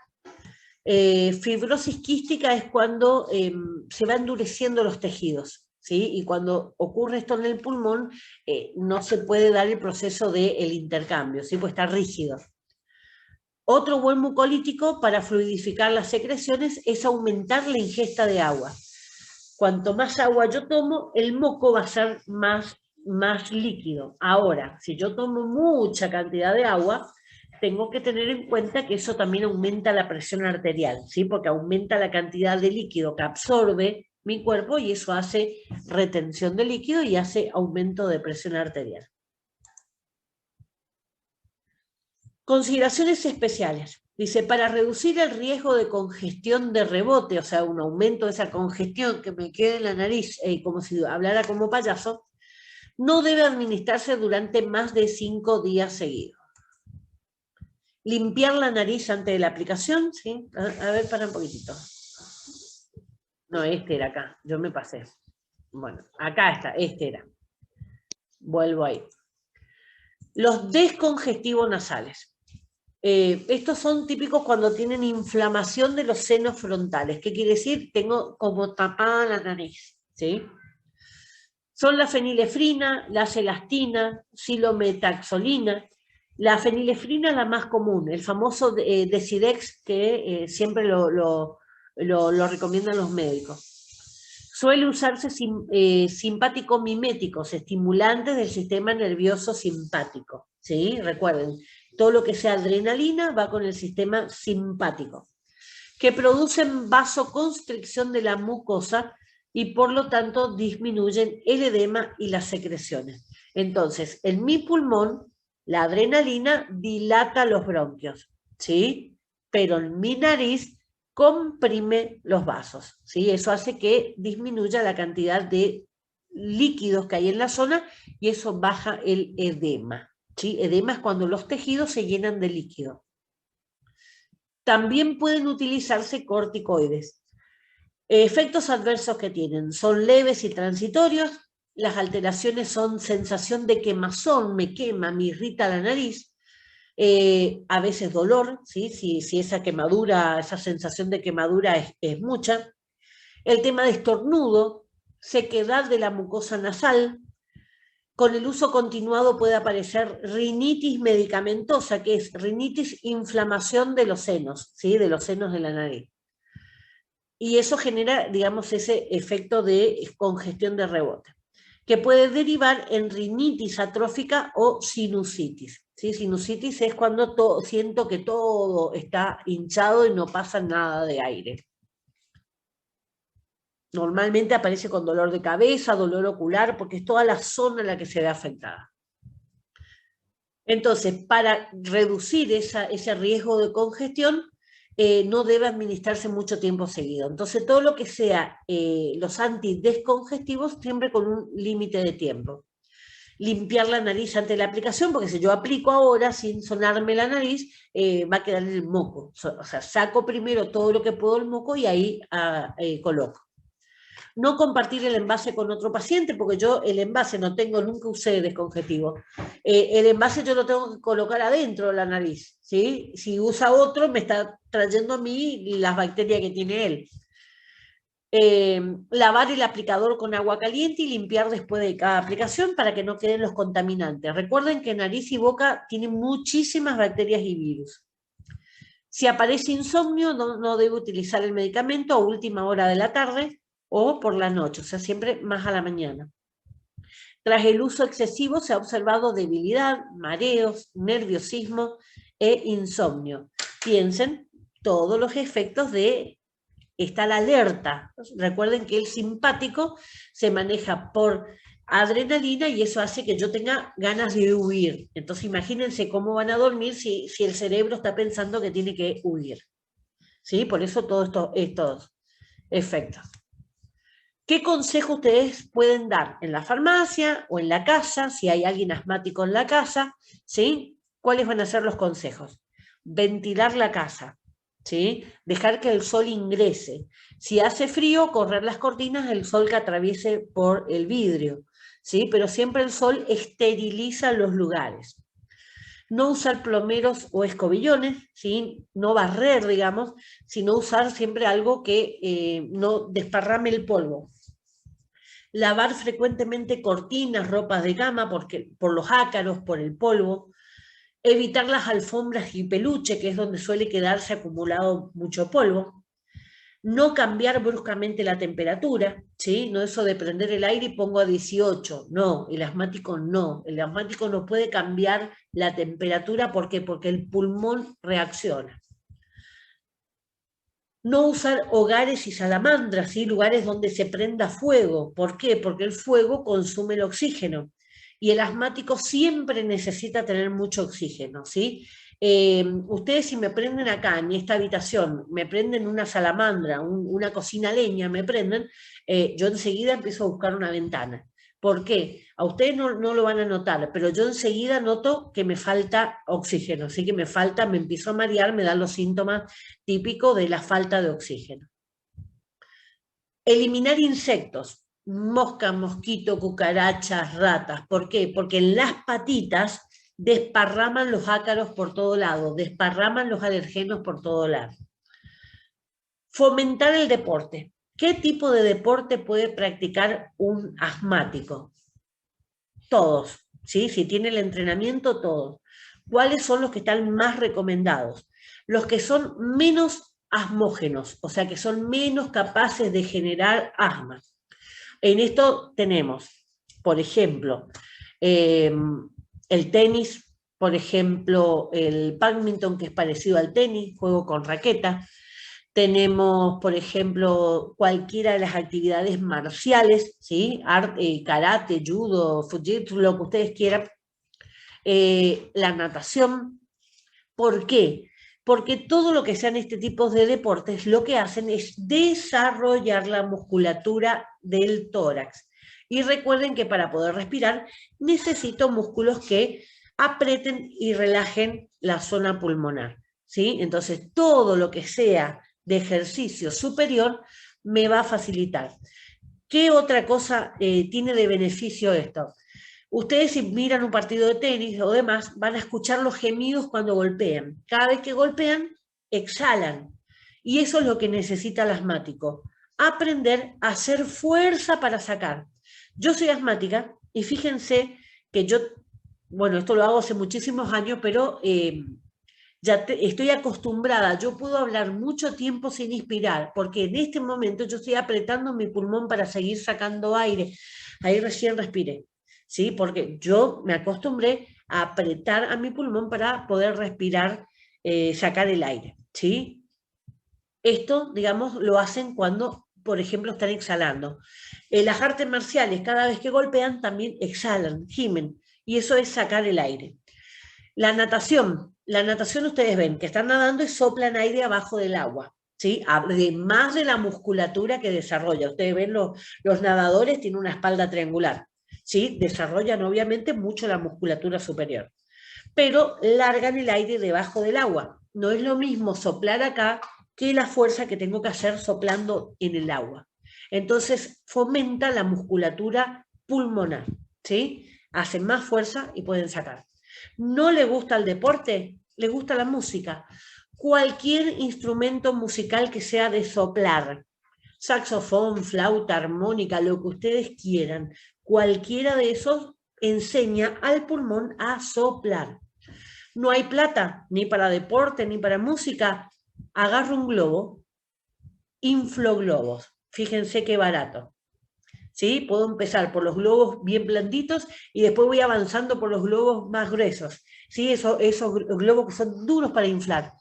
¿Por qué? Porque ayuda al pulmón a expulsar. Y si estamos hablando de una criatura que tiene asma, se pueden dar juegos para enseñarle a que haga esto, ¿sí? A una criatura podemos jugar quién infla más rápido, quién revienta el globo, ¿sí? Miles de juegos que se pueden dar, que el abuelo puede hacer, la abuela puede hacer, y sin darse cuenta la criatura está entrenando el pulmón para sus crisis asmáticas, ¿sí? Lo importante en el asma es tranquilizarse, sacar lo más posible el aire del pulmón y ahí recién aplicar la medicación. Pero una criatura que está en una crisis, el adulto también, ¿sí? Pero una criatura más, en el momento en que se siente el ahogo, es una desesperación, ¿sí? Cualquiera que hayan visto una crisis asmática, yo me llegué a pegar contra la pared para ver si mi pulmón reaccionaba y no había caso. Una vez, en pleno invierno, caminaba yo afuera en la vereda a la madrugada, había llamado de emergencia y yo andaba caminando afuera en camisón, invierno, porque el hilito de aire que me entraba frío, psicológicamente a mí me daba la sensación que algo de aire me entraba. Imagínense la desesperación en ese momento. Bueno, entonces, fomento el deporte, no le gusta, fomento la música, no le gusta, juego con globos, imagínense lo más fácil. Evitar los AINES, ¿sí? Los antiinflamatorios como ibuprofeno, aspirina, demás, porque son más desencadenantes de asma, y los beta bloqueantes. Beta bloqueantes son medicación para la hipertensión, ¿sí? Como por ejemplo los sartán. No fumar, obviamente, porque si el pulmón tiene asma, el cigarrillo lo empeora. Si estamos hablando de chicos, no permitir que nadie fume en la casa, ¿sí? ¿Por qué? Porque no es lo mismo un adulto que tenga asma de un niño que recién empezó a vivir, ¿sí? Que tiene pactado 50, 60 años, ese daño que se le hace a ese pulmón es mucho mayor. No es lo mismo un asmático de 50, 60 años. Entonces, si hablamos de una criatura asmática, no se fuma en la casa y no se fuma en el auto, porque todo lo que sea tejido, la nicotina queda en el lugar, ¿sí? En todo lo que sea cortina, tapizado, cama, cortina, el tapizado del auto, todo queda la nicotina.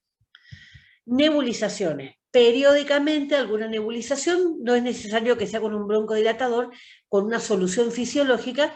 ¿Para qué? Para que se moje el interior, el catarro que esté pegado se ablande y se pueda sacar más fácilmente. Y también el tema de vacunarse contra la gripe, vacunarse contra el neumococo, ¿sí?